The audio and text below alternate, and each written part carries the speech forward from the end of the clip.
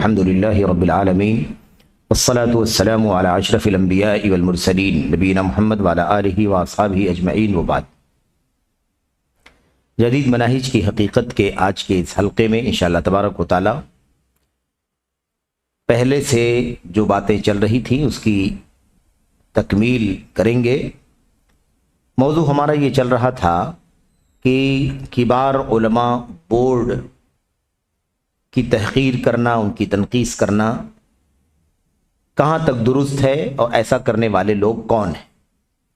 اس حوالے سے اس سے پہلے کے حلقے میں شیخ جمال بن فریحان الحارثی رحمۃ اللہ علیہ نے کچھ مثالیں پیش کی ہیں، کچھ اقتباسات سنائے ہیں، کچھ اقتباسات جو کیسٹوں میں ریکارڈ تقریروں میں موجود ہیں، اس کے کچھ اقتباسات ہمارے سامنے پیش کیے ہیں۔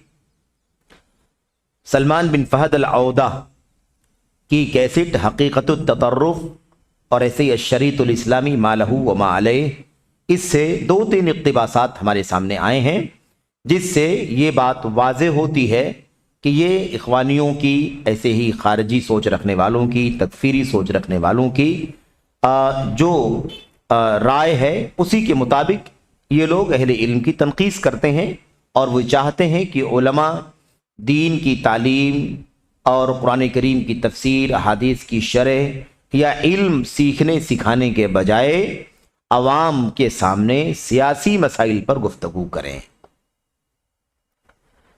اس سلسلے میں اس حلقے میں جو آپ کے سامنے باتیں کرنی ہیں وہ ایک اسی سلسلے کا ایک دوسرا نمونہ ہے، اسی سلسلے کا ایک دوسرا نمونہ ہے جو آپ کے سامنے پیش کیا جا رہا ہے، اور اس نمونے کے علاوہ بھی مزید چند باتیں ہیں۔ یہ باتیں جو آپ کے سامنے پڑھی جا رہی ہیں یہ کتاب کے صفحہ نمبر 412 پر ہیں۔ نصف سے نیچے، آدھے سے نیچے ایک دوسرا نمونہ ملاحظہ فرمائیں۔ شیخ جمال بن فریحان کہتے ہیں ایک دوسرا نمونہ ملاحظہ فرمائیں۔ فَفِرُّوا إِلَى اللَّهِ، فَفِرُّوا إِلَى اللَّهِ، آیت کریمہ کا ٹکڑا ہے یہ۔ اللہ تبارک و تعالیٰ کی طرف دوڑو، دوڑو اللہ تبارک و تعالیٰ کی طرف۔ اس عنوان سے ایک تقریر کی ہے سفر بن عبد الرحمن الحوالی۔ سفر بن عبد الرحمن الحوالی صاحب نے اس کیسٹ کے اندر، اس کی یہ کیسٹ ریکارڈ ہے، پرانی چیز ہے اس لیے کیسٹ کی بات آ رہی ہے، اس میں وہ کہتے ہیں میں اپنی بات علماء سے کہنا چاہتا ہوں۔ کیا کہتے ہیں حوالی صاحب؟ کہتے ہیں میں اپنی بات علماء سے کہنا چاہتا ہوں۔ ہم کسی معین شعبہ یا ادارے کو ملامت نہیں کریں گے، ہم کسی معین تعین کے ساتھ کسی شعبے یا کسی ادارے کو ملامت نہیں کریں گے، بالخصوص اس کو جو کسی خاص دباؤ یا خاص حالات میں زندگی گزار رہا ہو، جس کے سبب اسے لازماً خوشامد کرنا پڑتا ہو یا مشکل حالات کا سامنا کرنا پڑتا ہو۔ یہ بات اپنی تقریر میں کہی ہے۔ کیا کہنا چاہتے ہیں یہ مخاطب کر کے تقریر میں کہہ رہے ہیں کہ میں اپنی بات علماء سے کہنا چاہتا ہوں، یعنی میں بات کس سے کہہ رہا ہوں؟ علماء سے کہہ رہا ہوں۔ علماء مخاطب ہے میری بات کے، میں کسی خاص ادارے کو مخاطب نہیں کرتا، کسی خاص شعبے کو مخاطب نہیں کرتا، خاص طور پر ان لوگوں کو مخاطب نہیں کرتا ہوں، ان علماء کو جو کسی خاص دباؤ میں زندگی گزار رہے ہیں۔ یہ کون لوگ ہیں بھائی؟ یہ وہی ہے نا کبار علماء۔ ظاہر سی بات ہے کہ ان کو کیا کہا جا رہا ہے کہ وہ اپنے ولی امر حاکم کے دباؤ میں زندگی گزار رہے ہیں۔ تو جو خاص دباؤ میں، جو کسی خاص دباؤ یا خاص حالات پہ زندگی گزار رہا ہو، ہم ان کو مخاطب نہیں کرتے۔ ان سے کیا کہیں گے؟ یعنی وہ یہ کہنا چاہ رہا ہے کہ ان سے کیا کہیں جو دباؤ میں ہیں، ان سے کیا ہم کہیں گے جو کسی خاص حالت میں زندگی گزار رہا ہے، جس خاص حالت اور خاص دباؤ کی وجہ سے اسے مجبوراً چاپلوسی کرنی پڑ رہی ہے۔ اسے مجبوراً کیا کرنا پڑ رہا ہے؟ چاپلوسی کرنی پڑ رہی ہے، خوشامد کرنا پڑ رہا ہو یا مشکل حالات سے گزرنا پڑ رہا ہو۔ میں ایسے لوگوں سے بات نہیں کرنا چاہتا، میں علماء سے بات کرنا چاہتا ہوں۔ اب آپ دیکھیے بہت صراحت کے ساتھ وہ کیا کہہ رہا ہے، یہی تو کہہ رہا ہے نا کہ وہ خاص ادارے، خاص شعبے جس کے ذمہ داران اور علماء بہت پریشر میں زندگی گزار رہے ہیں، بہت خاص حالات میں زندگی گزار رہے ہیں، ان سے کچھ کہنے کا فائدہ نہیں ہے، کیونکہ وہ مجبور ہیں چاپلوسی کرنے پر، مجبور ہیں خوشامد کرنے پر۔ تو اب یہی علماء ہے میرے بھائیوں، کیا شیخ صالح فوزان خوشامد کرنے پر مجبور ہے؟ کیا شیخ بن باز رحمۃ اللہ علیہ خوشامد کرتے تھے؟ کیا شیخ علامہ محمد بن صالح العثیمین رحمۃ اللہ علیہ خوشامد کرتے تھے؟ آپ بتائیے، کتنی بڑی بات ہے۔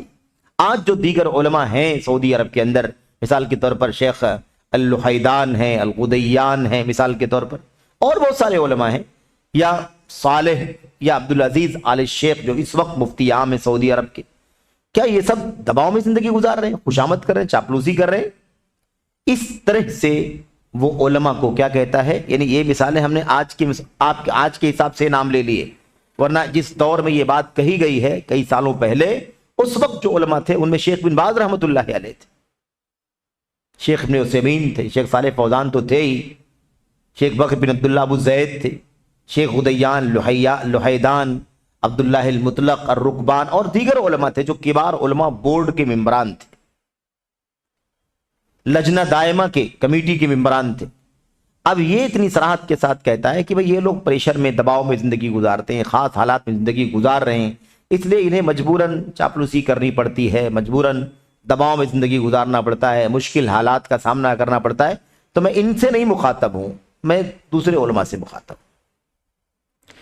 آپ دیکھیے اور آگے کیا کہتا ہے، اور ہمارے علماء، یہ سب اسی کی بات ہے، اور ہمارے علماء میرے بھائیوں بس ہو گیا، ہم ان کی ہر چیز کو درست نہیں قرار دے سکتے، ہم ان کی ہر چیز کو درست نہیں قرار دے سکتے، ہم نہیں کہہ سکتے کہ وہ معصوم ہیں۔ یہ تو الزام ہے، یہ سب کیا ہے؟ الزام ہے۔ بھئی کبھی بھی اہل سنت والجماعت ہر چیز کو صحیح نہیں کہتے۔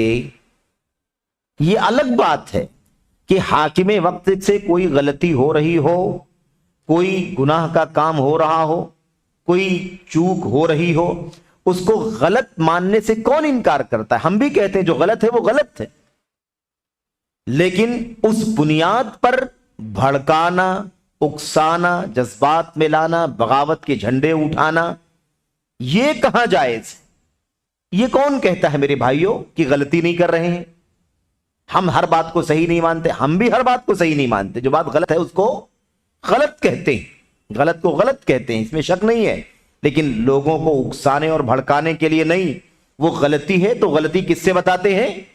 اسی سے بات کرتے ہیں، تنہائی میں، خلوت میں یہ بات ہم اس کو سمجھاتے ہیں کہ بھئی آپ سے یہ غلط ہو رہا ہے، آپ سے چوک ہو رہی ہے، آپ کا یہ فیصلہ نظر ثانی کے قبیل سے ہے، اس پر نظر ثانی ہونی چاہیے، یہ ہے۔ اور پھر یہ کیا کہنا، ہم نہیں کہہ سکتے کہ وہ معصوم ہے، بالکل ہم بھی نہیں کہہ سکتے کہ معصوم ہے۔ آپ نے اس سے پہلے 2-3 حلقے پہلے بھی یہ بات پڑھی ہے، شیخ صالح فوزان صاحب کہتے ہیں کہ نہیں کہتے ہیں؟ ہم اچھی طرح سے اس بات کو جانتے ہیں کہ علماء اور حکام جو مسلمانوں کے حکمران معصوم نہیں ہے، انسان ہیں، غلطیاں کرتے ہیں، معصوم نہیں ہے، ان کی اصلاح ہونی چاہیے، ان کو نصیحت کی جانی چاہیے، لیکن نصیحت کا وہی طریقہ ہونا چاہیے، طریقہ نبی کریم صلی اللہ علیہ وسلم نے سکھایا ہے، ممبر سے نہیں، پلیٹ فارم سے نہیں، میڈیا سے نہیں، اخبار سے نہیں، چینل سے نہیں، ٹی وی پر نہیں، بلکہ کہاں؟ تنہائی میں، تنہائی میں وہ چیز ہونی چاہیے۔ عوام کے بیچ میں وہ باتیں لا کر کے نفرت پھیلانے کا ماحول نہیں بنانا چاہیے، اکسانا نہیں چاہیے۔ تو یہ جو باتیں کہتے ہیں نا، اس میں زیادتی ہوتی ہے۔ بھئی کبھی بھی کوئی خالص سنت اور منہج کا عالم کبھی بھی کیا کسی کو معصوم مانتا ہے؟ سوائے اس کے جس کو اللہ نے معصوم کیا ہے، ہمارے اور آپ کے نبی علیہ الصلوۃ والسلام اور دیگر انبیاء۔ بقیہ جو لوگ ہیں وہ بہرحال اونچے سے اونچے مقام پر فائز ہوں، لیکن ان سے غلطی ہو سکتی ہے، وہ معصوم نہیں ہیں۔ یہ ہمارا عقیدہ۔ تو یہ بات کہنا کہ ہم ہر چیز کو درست نہیں قرار دے سکتے، ہم بھی ہر چیز کو درست نہیں کہتے، ہم بھی معصوم نہیں مانتے، لیکن اس طرح کہنا، اس کا مطلب یہ کہ ہم معصوم سمجھتے ہیں، اس کا مطلب یہ ہے کہ ہم کہتے ہیں کہ ان سے غلطی نہیں ہو سکتی ہے، ہر چیز صحیح ہے، ایسا یہ ہم پر الزام لگاتے ہیں۔ کہتے ہیں ان کے لیے اتنا ہی کافی ہے کہ انہوں نے بڑی محنت اور تگ و دو سے علم حاصل کیا اور ہمیں اپنی عبادات، عقائد اور معاملات میں فتویٰ دیا۔ یہ طنز کر رہے ہیں، یہ کیا ہے؟ یہ طنز کر رہے ہیں کہ ان کے لیے اتنا ہی کافی ہے کہ انہوں نے بڑی محنت کی، بڑی مشقت کی اور علم حاصل کر لیا محنت کر کے، اور علم حاصل کرنے کے بعد ہم کو بتایا کہ یہ حلال ہے یہ حرام ہے، اتنا ان کے لیے بہت ہے۔ یہ طنز ہے کن کے اوپر؟ انہی کبار علماء کے اوپر جو حلال حرام بتلاتے ہیں، صحیح عقیدہ بتلاتے ہیں وغیرہ، یہ طنز کرتے ہوئے بات۔ آگے دیکھیے پھر کیا کہتے ہیں، بلکہ ہم یہ کہیں گے، یہ دیکھیے کیا کہہ رہا ہے، یہ کون ہے؟ سفر الحوالی، یہ کیا کہتے ہیں، بلکہ ہم یہ کہیں گے کہ ہاں ان کے یہاں واقع کی معرفت میں کوتاہی ہے۔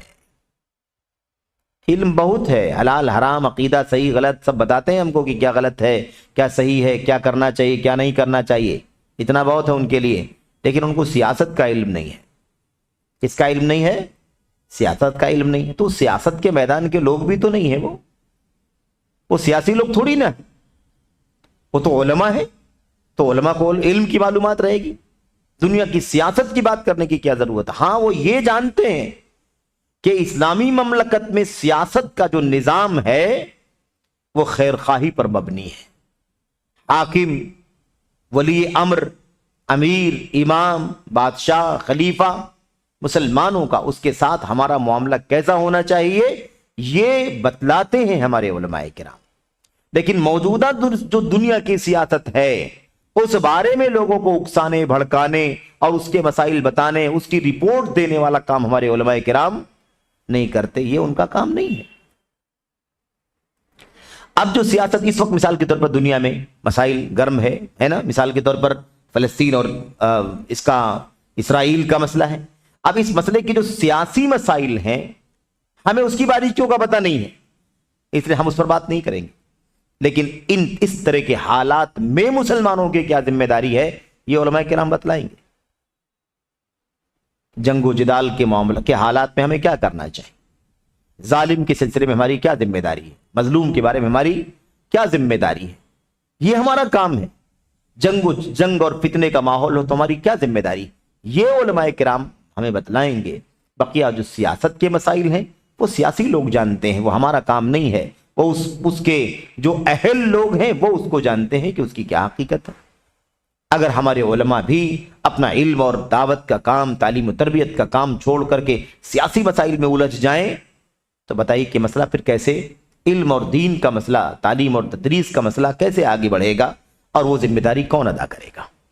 تو یہ چیز بہرحال ہماری ذمہ داریوں میں سے ہے۔ اس بارے میں تان و تشنیع کرتے ہوئے صاف کہتے ہیں، ہم یہ کہیں گے کہ ہاں ان کے یہاں واقع کی معرفت میں کوتاہی ہے، واقع کی معرفت نہیں ان کو، یعنی واقع کا علم نہیں ہے، حالات اور وقت کی سیاست کا علم ان کو نہیں ہے۔ ان کے پاس کچھ چیزیں ہیں، ان کے پاس کیا ہیں؟ کچھ چیزیں ہیں، لیکن ہم انہیں مکمل کرنا چاہتے ہیں۔ کچھ ہے، کیا ہے وہ کچھ؟ کوئی علم دین کا قرآن، سنت، عقیدہ، شرح، شریعت، فقہ، ان تمام چیزوں کا علم ہے، اور یہ کیا ہے ان کے نزدیک؟ کچھ ہے، معمولی چیز ہے۔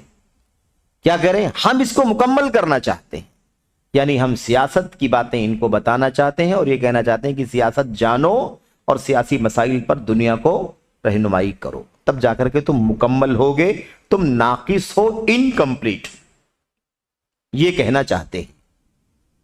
تو ان کے پاس کچھ چیزیں ہیں جنہیں ہم مکمل کرنا چاہتے ہیں، اس لیے نہیں، دیکھیے، اس لیے نہیں کہ ہمیں ان پر فضیلت حاصل ہے، یہ دھوکہ دینے کے طریقے ہیں، یعنی یہ تواضع ظاہر کیا جا رہا ہے نا، اس لیے نہیں کہ ہمیں ان پر فضیلت حاصل ہے، یعنی ہم یہ بات کہہ رہے ہیں کہ یہ کچھ ہے ان کے پاس، ہم مکمل کرنا چاہتے ہیں، اس کا معنی کوئی یہ سمجھے کہ ہمیں ان پر فضیلت حاصل ہے، نہیں، فضیلت نہیں حاصل ہے ہمیں، بلکہ اس لیے کہ ہم نے حوادث میں زندگی گزاری ہے جس میں انہوں نے نہیں گزارا ہے۔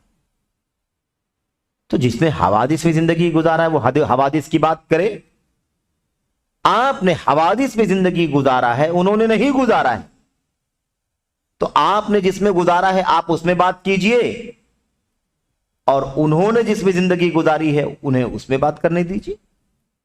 کیوں آپ کی سیاست کی بات اور سیاست کے مسائل علماء کرام کریں ممبر سے، حلقے درس میں، مجلس میں، خطبے میں، تقریر میں، بیان میں، کیوں سیاسی مسائل بتائیں بھائی؟ اب صاحب کیا کہہ رہے ہیں؟ ہم نے حوادث کی زندگی گزاری ہے، انہوں نے نہیں گزارا، اس لیے یہ نہیں جانتے ہیں ہم जानते हैं, इसलिए हम मुकम्मल करना चाहते हैं। तो जो इल्म उनके पास है वो इल्म आपके पास नहीं है, वो आपको मुकम्मल करना चाहते हैं, इसलिए अपनी जिम्मेदारी अदा कर रहे हैं। तो ये बात समझने की है। तो साफ है ये कि हमने हवादिस जिंदगी गुजारी है जिसमें उन्होंने नहीं गुजारा है, खाह उस वक्त के एतबार से जो उन्होंने गुजारा है या दूसरे हालात और ज़ुरूफ के एतबार से। यानी उन्हें पता नहीं है हादसात का, फितनों का, सियासत का, झगड़ों का, उन्हें पता नहीं है क्योंकि उन्होंने ये जिंदगी नहीं गुजारी है। यानी बताना ये चाहते हैं कि उलमा मस्जिदों में बैठकर, इल्मी हलकात में बैठकर, है ना, मदरसों में, स्कूलों में, जामियात में बैठ करके क्या करते हैं, खाली इल्म फैला रहे हैं। दुनिया के अंदर जो हादसात, झगड़े, फितने, सियासत, पॉलिटिक्स, मसाइल, ये सब चीजें हैं, इसमें इन्होंने जिंदगी नहीं गुजारी है, हमने गुजारी है।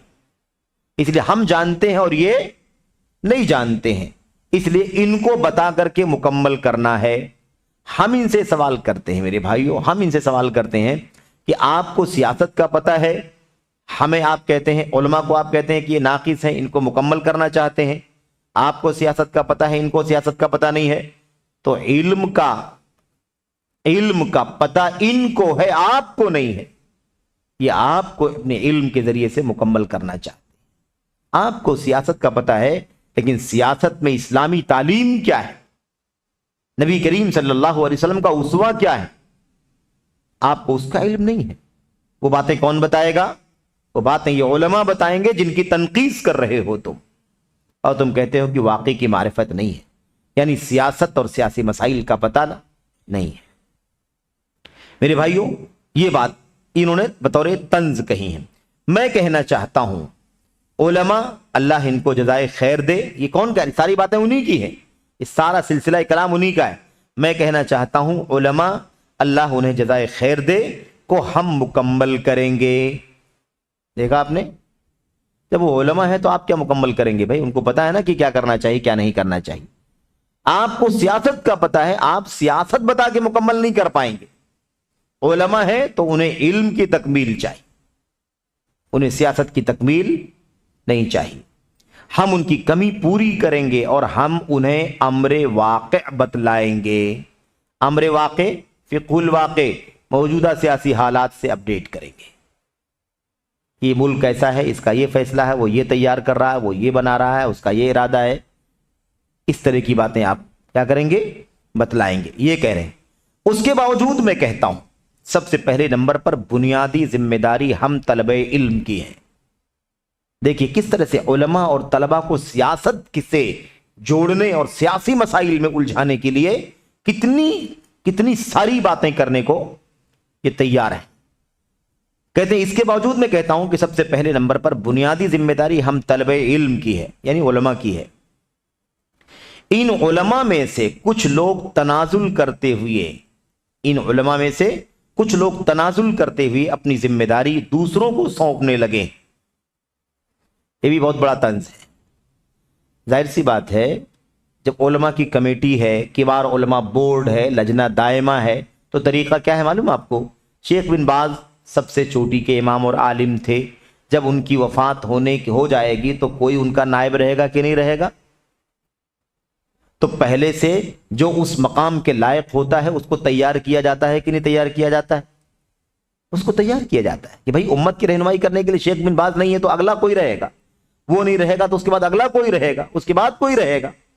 ये इस पर तंज कर रहे हैं। क्या कहते हैं? इन उलमा में से कुछ लोग तनाजुल करते हुए अपनी जिम्मेदारी दूसरों को सौंपने लगे। तनाजुल भी होता है, कभी कभी उम्र ज्यादा हो गई, बुढ़ापा ज्यादा आ गया है ना, जो आदमी की सलाहियतें हैं सुनने की, देखने की, समझने की, वो कमजोर हो गई हैं, तो आदमी क्या कर लेता है? तनाजुल कर लेता है। यानी क्या मतलब? अपना हक छोड़ देता है कि भाई ठीक है, अब मेरी सेहत नहीं सही है, अब आप लोग देखिए इसको। तो दूसरों को तनाजुल करते हुए अपनी जिम्मेदारी दूसरों को सौंपने लगे हैं। क्योंकि यानी इसलिए कि उनकी उम्र हो चली है। ये भी इस पर भी तंज किया। क्या?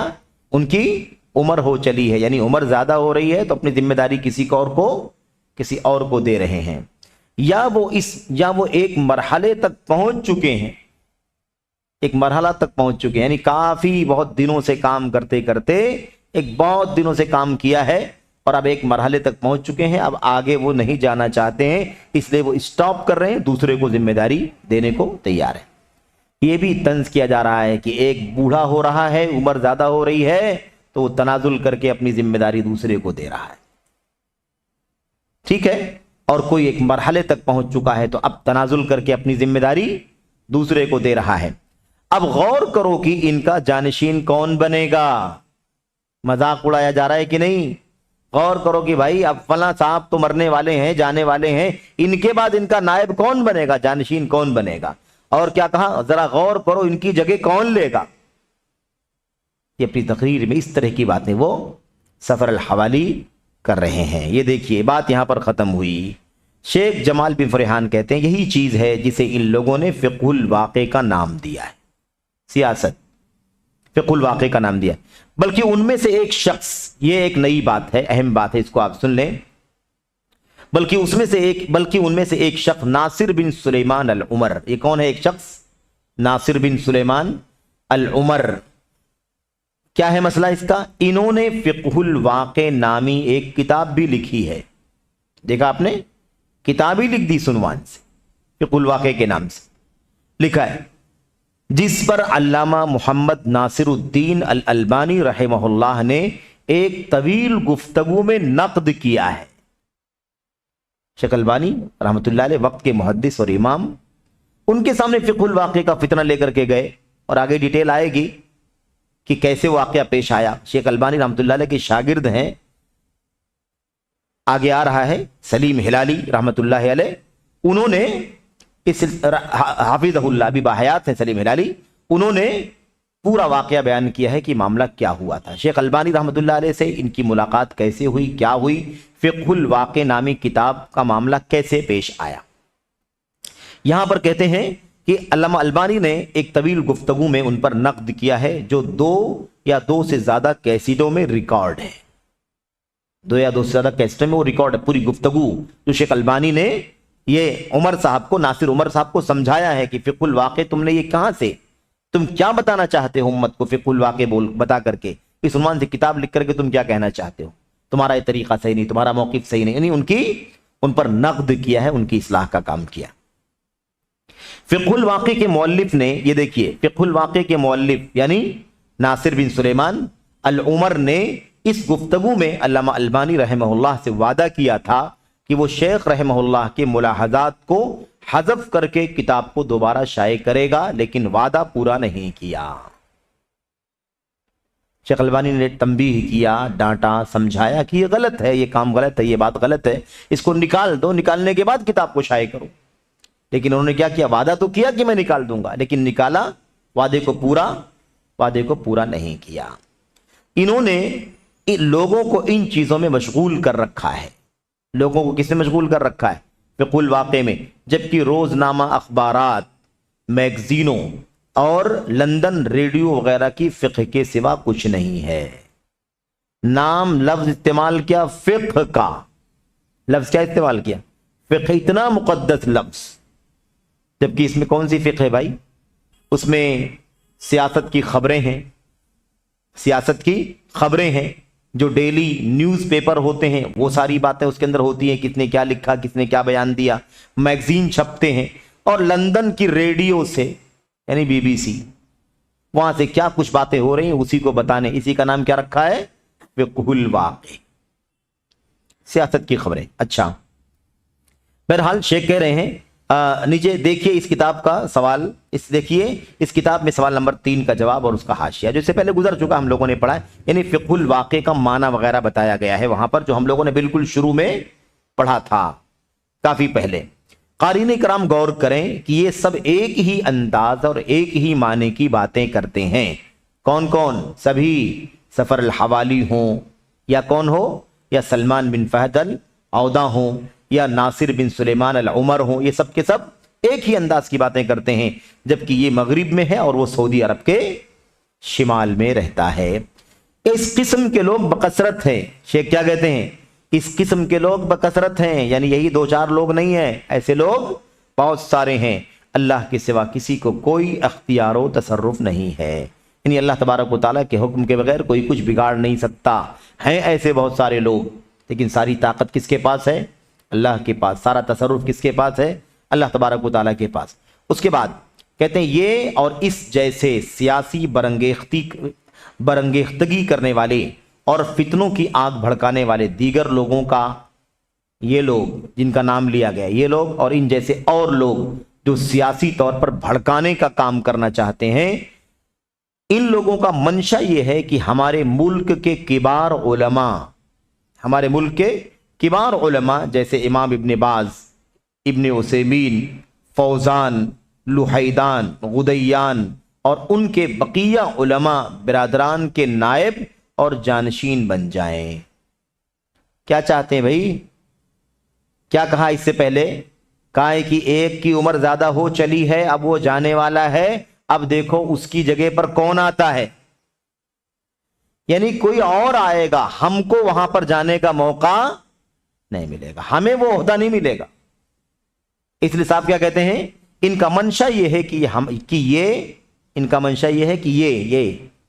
یہ اخوانی ذہنیت کے لوگ، خارجی ذہنیت، تکفیری ذہنیت کے لوگ ہمارے ملک کے کبار علماء جیسے ابن باز، ابن عثیمین، فوزان، لوحیدان، غدیان اور ان جیسے بقیہ علماء برادران کے نائب اور جانشین بن جائیں، یعنی شیخ بن باز کی وفات ہو تو یہ آ جائیں، فلاں کی وفات ہو تو یہ ذمہ دار بنا دیے جائیں، فلاں کی وفات ہو تو یہ ذمہ دار، ایسا یہ لوگ چاہتے ہیں۔ اللہ تعالیٰ حفاظت فرمائے۔ بہرحال میں نام نہاد فقہ الواقع کے داعیان سے پوچھنا چاہتا ہوں، اور یہ بہت تاریخی بات شیخ پیش کر رہے ہیں، 2-3 لائنوں میں بہت اہم بات ہے، اس پر غور کریں۔ کیا پوچھنا چاہتا ہوں؟ ذرا بتاؤ، یہ شیخ جمال کہہ رہے ہیں، ذرا بتاؤ کہ خلیجی جنگ میں واقع کو سب سے زیادہ سمجھنے والا کون تھا؟ خلیجی جنگ جب ہو رہی تھی، جب سعودی حکمرانوں نے امریکہ سے مدد مانگ لی تھی، اس وقت یہ سارے اخوانی، سارے خارجیوں نے کفر کا فتویٰ لگا دیا تھا اور بہت ساری باتیں کی تھیں، کتنا غلط ہے یہ، اور کافروں سے مدد دی جا رہی ہے، یہ ہے فلاں ہے، حاکم کے خلاف۔ اور جو علماء فتویٰ دیے تھے کہ ہاں ایسے نازک حالات میں امریکہ سے بھی مدد دی جا سکتی ہے، کفار سے مدد دی جا سکتی ہے، تو اس فتوے کے خلاف اخوانیوں نے پورا اشتعال کھڑا کر دیا تھا۔ اسی کی طرف اشارہ کر رہے ہیں شیخ کہتے ہیں ذرا بتاؤ کہ خلیجی جنگ میں واقع کو سب سے زیادہ سمجھنے والا کون تھا؟ یہ کیا بول کر کے آئے؟ یہ تو بول کر کے آئے ہیں نا کہ تم عالم ہو، پڑھا لکھا رہے ہو، درس دے رہے ہو، سب کچھ ٹھیک ہے، لیکن فقہ الواقع کی معرفت آپ کو نہیں ہے، ہم آپ کو کمپلیٹ کریں گے بتا کے۔ یعنی آپ لوگ حالات کو نہیں جانتے، سیاست کے مسائل کو نہیں جانتے ہیں، ہم آپ کو سیاسی مسائل بتائیں گے، یہ کہہ کر کے آئے تھے نا۔ شیخ جمال کہتے ہیں تم اپنے آپ کو بہت زیادہ سیاست کے حالات پر نظر رکھنے والا سمجھتے ہو اور ان کبار علماء کی تنقیص کرتے ہو، یہ بتاؤ کہ جب خلیجی جنگ ہو رہی تھی اس وقت واقع کی معرفت رکھنے والا سب سے زیادہ کون تھا؟ تم زیادہ واقع کو جاننے والے تھے یا کبار علماء بورڈ کے ممبران واقع کو زیادہ جاننے والے تھے؟ توفیق پانے والا اور درستی پانے والا کون تھا؟ توفیق مند اور درستی کو پانے والا کون تھا؟ کیا تم تھے یا کبار علماء بورڈ؟ کون تھا بھائی؟ تم تو مخالف تھے، مدد نہیں لینا ہے، اور کبار علماء بورڈ کے اور کی ممبران فتویٰ دے رہے تھے کہ نہیں، مدد لینا جائز ہے حالات کے حساب سے۔ تو تم زیادہ حالات کو جانتے تھے یا کبار علماء بورڈ کے ممبران حالات کو زیادہ سمجھتے تھے؟ جب ان لوگوں نے، دیکھیے، جب انہوں نے ظالم کی سرکوبی اور ظلم کی روک تھام کے لیے امریکہ وغیرہ سے مدد لینا جائز قرار دیا تھا، کبار علماء بورڈ حالات کو سمجھتا ہے۔ فقہ الواقع حالات کی نزاکت کو کہا جاتا ہے، سیاست کی باتوں کو نہیں کہا جاتا۔ حالات کی نزاکت کو فقہ الواقع کہتے ہیں، نہ کہ سیاست کو فقہ الواقع۔ اور کیا کہا؟ اور کیا تم نے اس وقت کو بھلا دیا؟ کیا تم اس وقت کو بھول گئے جب تم نے اپنی گول مول عبارتوں والی تقریروں اور باتوں میں کبار علماء بورڈ کے فیصلے کا معارضہ کیا تھا؟ شیخ جمال یاد دلا رہے ہیں کہ تم نے بہت ساری باتیں اشارے کنائے میں گول مول انداز میں کھل کر کے نہیں آتے تھے ڈر کے مارے، لیکن گول مول انداز میں ہے نا کبار علماء بورڈ کے فیصلے کا کیا کر رہے تھے؟ اپوز کر رہے تھے، اور تم سمجھ رہے تھے کہ تمہاری حرکتوں کو کوئی نہیں سمجھ رہا ہے۔ شیخ جمال نے سارا راز کھول دیا کہ نہیں کھول دیا؟ سارا راز کھول دیا 2 جملوں کے اندر کہ کون کیا موقف رکھتا تھا اور کس کا کیا اسٹینڈ تھا، کس کا اسٹینڈ صحیح رہا، کس کا اسٹینڈ غلط رہا۔ تو فقہ الواقع وہ زیادہ جانتے ہیں یا کبار علماء بورڈ والے جانتے ہیں؟ یہ شیخ سمجھا رہے ہیں۔ خیر، اس کے بعد بات یہاں ختم ہو گئی۔ اخیر میں ایک چھوٹا سا پیراگراف ضروری اور اہم تھا، اس لیے یہاں پر شامل کیا گیا تھا اس کتاب کے حاشیے میں۔ علامہ البانی، علامہ شیخ البانی رحمہ اللہ کے شاگرد رشید شیخ سلیم الہلالی حافظہ اللہ نے، شیخ سلیم الہلالی حافظہ اللہ نے لکھا ہے کہ فقہ الواقع کے مؤلف ڈاکٹر ناصر العمر، ناصر بن سلیمان العمر اپنی یہ کتاب پیش کرنے کے لیے علامہ البانی کے یہاں تشریف لے گئے۔ وہ جس کا تذکرہ آیا نا اس سے پہلے کہ دو کیسٹوں یا اس سے زیادہ میں نقد کیا ہے علامہ البانی نے، اس کا اصل بیک گراؤنڈ بتا رہے ہیں۔ جب انہوں نے فقہ الواقع لکھا تو فقہ الواقع لکھ کر کے علامہ البانی کے پاس آئے۔ کس کے پاس؟ علامہ البانی رحمۃ اللہ کے پاس آئے، وہ کتاب پیش کرنے کے لیے۔ ابھی بھی بات سمجھنے کی ہے کہ یہ کتاب پیش کرنے کے لیے سعودی عرب کا ایک عالم شیخ بن باز کے پاس کیوں نہیں گیا؟ شیخ ابن عثیمین کے پاس، شیخ صالح فوزان کے پاس، غدیان لوحیدان کے پاس کیوں نہیں گیا کہ ہم نے ایک کتاب لکھی ہے، آپ اس کو دیکھ لیجئے، اپنی رائے دے دیجئے؟ اور شیخ البانی کے پاس کیوں گئے؟ شیخ البانی رحمۃ اللہ علیہ سے کچھ اختلاف سعودی عرب وغیرہ کے ماحول میں کچھ لوگوں کو تھا۔ انہوں نے یہ سمجھا ہوگا، شیخ البانی رحمۃ اللہ علیہ چونکہ وقت کے محدث گزرے ہیں روئے زمین پر، اس وقت اس دور میں ان سے بڑا علم حدیث کا جاننے والا کوئی نہیں تھا، مطلب وفات پا گئے وہ۔ اللہ رحم فرمائے وفات پانے والوں پر اور زندوں کی حفاظت فرمائے، آمین رب العالمین۔ بعض مسائل پر انہوں نے اعتراض کیا تھا، بعض مسائل پر علم کی بنیاد پر، علمی بنیادوں پر کچھ علمی اعتراضات انہوں نے کیے تھے۔ اب اس بنیاد پر اس جیسے لوگوں نے موقع سے فائدہ اٹھانا چاہا کہ شیخ البانی رحمۃ اللہ علیہ بعض مسائل میں سعودی حکومت پر اعتراض کرتے ہیں، جیسے گنبد خضرا وغیرہ پر اعتراض کرتے ہیں مثال کے طور پر۔ تو اب یہ موقع اچھا ہے کہ شیخ البانی صاحب کے پاس فقہ الواقع والی کتاب لے کر کے چلو، جو سعودیہ کے بارے میں تھوڑا سا اعتراض رکھتے ہیں ان کے پاس جائیں گے تو ہمارے سپورٹ میں کوئی بات کہہ دیں گے، ہماری موافقت میں کوئی بات کہہ دیں گے۔ لیکن وہ علماء اور ائمہ تھے، وہ کسی سے کوئی نفرت اور دشمنی ذاتی طور پر نہیں رکھتے تھے، علمی بنیادوں پر آپس میں کبھی بھی اعتراضات ایک دوسرے پر ہو سکتے ہیں، اس میں کوئی عیب کی بات نہیں۔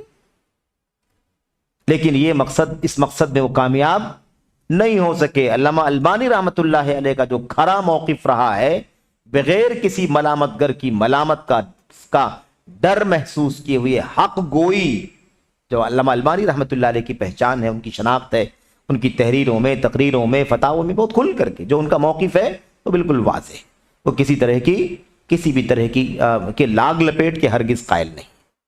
اب علامہ البانی کے پاس بات سمجھ میں آ گئی نا کہ علامہ البانی کے پاس کیوں گئے، وہ کیا سوچ رہی ہوگی اس وقت؟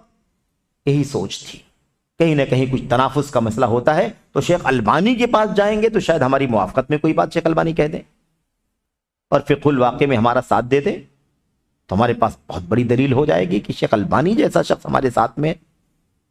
لیکن شیخ البانی رحمۃ اللہ علیہ نے کیا کیا؟ شیخ البانی علم کے امام، حدیث کے امام، انہوں نے علامہ البانی رحمۃ اللہ علیہ کے ہاں تشریف لے گئے۔ علامہ رحمہ اللہ نے ان کی میزبانی اور تکریم کی، میزبانی کی، ضیافت کی، عزت دی، انہیں تکریم کی، لیکن منہج سے متعلق کسی مسئلے میں کوئی مجاملت نہیں کی۔ منہج کے معاملے میں کوئی بھی مجاملت سمجھتے ہیں نا، وہی خوشامد، چاپلوسی، نرمی کا رویہ ہے نا، رعایت، غیر ضروری ایسی کوئی مجاملت نہیں کی، بلکہ ان کی غلطیوں کی نشاندہی کی اور انہیں نصیحت فرمائی، غلطیوں کی نشاندہی کی اور نصیحت فرمائی۔ یہ علمی مجلسیں کئی کیسٹوں میں ریکارڈ شدہ ہیں، ڈاکٹر ناصر عمر نے علامہ البانی رحمہ اللہ کی تمام تصحیحات کے ساتھ کتاب شائع کرنے کا وعدہ بھی کیا، لیکن افسوس کی معمولی چند مسائل کے سوا کوئی چیز ظاہر نہ ہوئی، یعنی تھوڑی بہت چیزیں تبدیل کر دیا نام کے لیے، لیکن جو اصل ان کا موقف تھا اس کو نہیں بدلا۔ خلاصہ اس کا کیا ہے؟ کوئی اور چیز ظاہر نہیں ہوئی۔ اللہ تبارک و تعالیٰ سے مدد کی طلب ہے، اللہ تعالیٰ سے مدد کی دعا ہے۔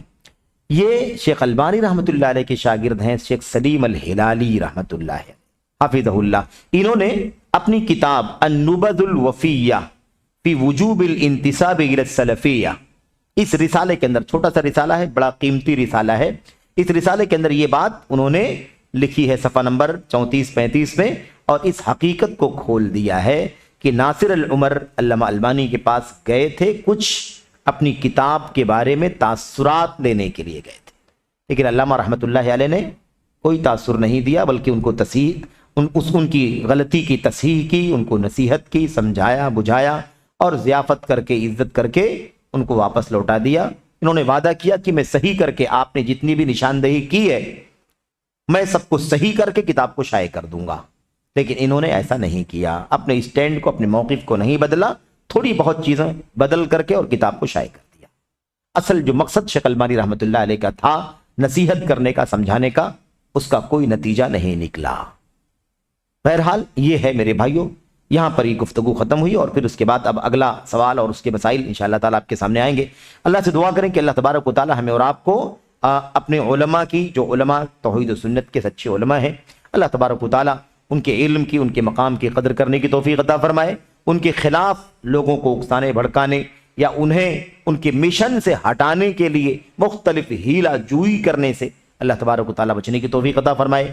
حکمرانوں کے خلاف ہمیشہ خیرخواہی کا، نصح کا جذبہ ہونا چاہیے، بھلائی کی ہی سوچ ہونی چاہیے، گرچہ ان سے غلطیاں ہو رہی ہوں تب بھی ہمارا کام یہ ہے کہ ہم توحید و سنت کے جو علمبردار ہیں، خصوصیت کے ساتھ ہماری ذمہ داری ہے کہ ہم انہیں اصول کتاب اور اصول سنت کے مطابق ہی نصیحت کرنے اور سمجھانے کا راستہ بتلائیں۔ بغاوت کی کوئی بات، اکسانے کی کوئی بات، بھڑکانے کی کوئی بات، اس کی ہرگز گنجائش نہیں ہے۔